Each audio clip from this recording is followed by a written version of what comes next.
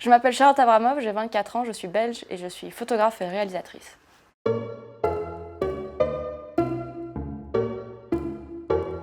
C'est une idée qui à la base vient de Christophe Coffre, qui est président de création du groupe Havas à Paris. Et il a eu cette idée que je trouve géniale de faire revivre des vieilles chansons françaises en les donnant à des jeunes réalisateurs et jeunes réalisatrices pour visuellement leur donner une nouvelle vie. Et donc la première qu'ils ont choisie, c'était Les Passantes de Georges Brassens, parce que c'était vraiment en écho avec l'actualité féminine, tout ce qui s'est passé sur la prise de parole des femmes, la prise de conscience et tout, le harcèlement de rue. Et donc ils cherchaient une réalisatrice féminine, et donc c'est tombé sur moi. Et ce qui était vraiment génial, c'est qu'ils avaient cette volonté de donner une carte blanche. Et donc j'ai vraiment pu faire mon clip, quoi. C'est vraiment mon bébé et j'ai vraiment pu avoir un ton engagé féministe et je suis ravie que maintenant ce soit plus quelque chose qu'on veuille cacher, mais maintenant quelque chose qu'on cherche. Les injustices faites aux femmes, c'est toujours un truc auquel j'ai été sensible, sans même connaître le mot féminisme, ni savoir vraiment ce que c'était. C'est quelque chose d'assez naturel pour moi. Je me suis pas réveillée en me disant un jour je suis féministe, mais depuis toujours, ça me semble évident que les femmes doivent avoir les mêmes droits que les hommes. Et surtout, ce qui m'a toujours embêtée, en fait, c'est que les femmes sont plus facilement jugées que les hommes sur à peu près tout ce qu'elles font dans leur vie, que ce soit la manière dont elles se représentent, si elles exhibent ou non leur corps, si elles veulent des enfants ou non. Après, je pense que c'est aussi ma rencontre avec ma très bonne amie et maquilleuse Ophélie Sec, qui travaille avec moi depuis des années et qui est quelqu'un de très engagé.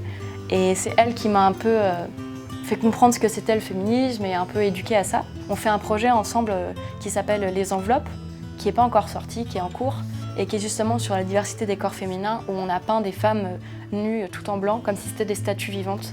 Et j'ai repris ce projet dans mon clip. Sans avoir effleuré la main. C'était vraiment par rapport au rapport au corps, à la féminité et tout ça, et se rendre compte qu'en fait le corps c'est juste une enveloppe et qu'on peut amener à le voir plutôt de manière curieuse que de toujours vouloir juger son propre corps et se sentir pas dans les normes.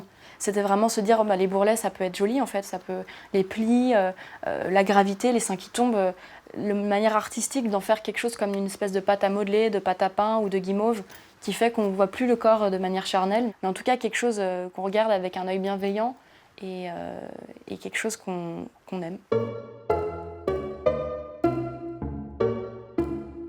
Bon, parfois c'est trop hard, donc je me calme, mais c'est vrai que c'est au final le monde du rêve, le monde du sommeil, l'inconscient, etc. C'est des thématiques qui m'inspirent beaucoup et qui se rejoignent avec les mouvements surréalistes. Parfois je rêve même de séances photos, c'est assez drôle.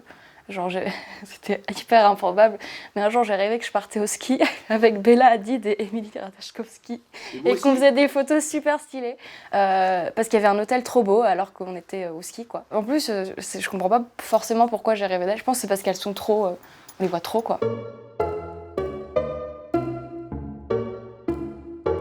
Une muse, c'est quand même une personne qui est très inspirante et qui quand elle arrive dans la pièce, dégage une aura qui laisse tout le monde pas indifférent, quoi. Et c'est vrai que Claire, c'est ma muse la plus forte parce que ça fait presque 10 ans qu'on se connaît et elle ne cesse de m'inspirer, de m'épater. On s'est rencontrés via une amie en commun sur Facebook. Je l'ai contactée en la découvrant et je trouvais déjà que sa tronche était incroyable. Elle avait encore pas vraiment fait de photos. J'avais 16 et elle 15 quand on a fait notre premier shooting dans mon jardin. Si on retombe sur les photos, c'est assez horrible, quoi, parce que déjà je l'avais maquillée moi-même, donc c'était un peu désastreux. Le stylisme, c'était pareil. On était partis dans un délire un peu genre chamanique avec des bougies et tout, enfin c'était super drôle.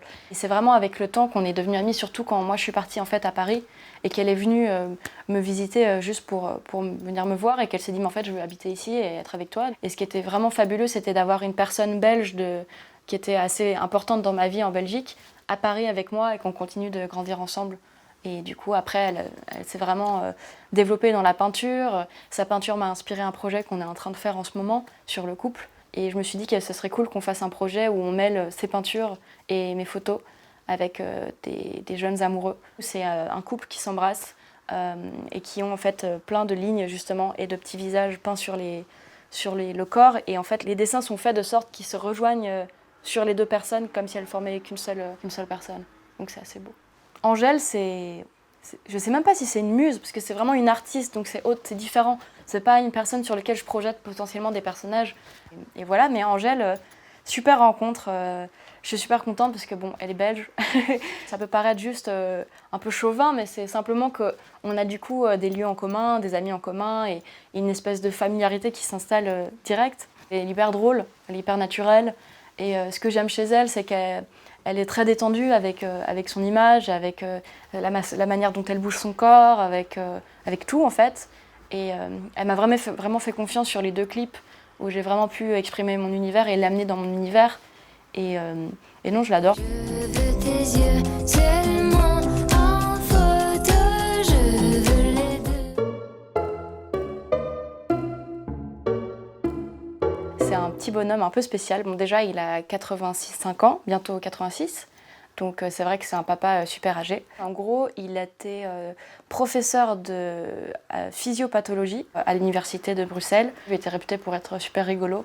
Et c'était marrant parce qu'au supermarché, quand j'étais petite, parfois on croisait des anciens élèves. Oh, bonjour monsieur Abramov et tout. Et moi j'étais là, oh, mon père est une star. Il est tombé malade en 2011 d'un cancer. Il a traversé du coup un cancer et un coma. Mais envers et contre tout, il a repris des forces et il a récupéré plein de choses qu'on pensait perdues à jamais. Et donc il y a eu une espèce de renaissance hyper chanceuse et due aussi à la patience, aux soins et à l'amour qu'on lui a donné. Et donc j'ai voulu faire un projet sur tout ça qui va bientôt sortir. Et j'ai fait d'ailleurs une campagne Kickstarter. Et j'ai pas perdu la tête, hein. J'ai perdu la tête, mon cul, oui. Je suis super heureuse parce que ça a été vraiment partagé. Les gens ont participé, on m'a envoyé plein de messages hyper touchants. Et donc voilà, je suis en train de construire ce projet qui met un peu de temps parce que c'est un gros projet et que je veux le faire bien. Mais j'en suis hyper heureuse.